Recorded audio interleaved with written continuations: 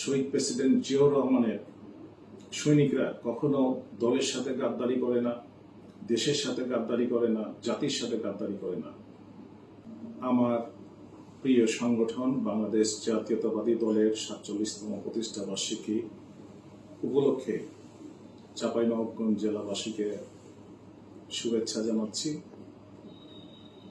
আমার প্রাণপ্রিয় নেতা শহীদ প্রেসিডেন্ট জিয়াউর রহমানের আদর্শের সৈনিক আজকে চাঁপাইনবাবগঞ্জ সদর উপজেলা বিএনপির আহ্বায়ক হিসাবে আমি ওবায়দ পাঠান আমার দলের পক্ষ থেকে, আমার সদর ৩ আসনের পক্ষ থেকে আমি মোবারকবাদ জানাচ্ছি।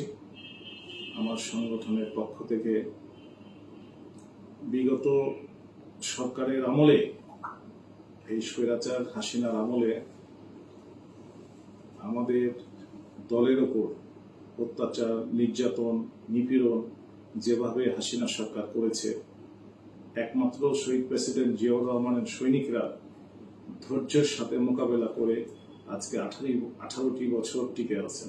এই শহীদ প্রেসিডেন্ট জিয়াউর রহমানের সৈনিকরা কখনো দলের সাথে গাদ্দারি করে না, দেশের সাথে গাদ্দারি করে না, জাতির সাথে গাদ্দারি করে না।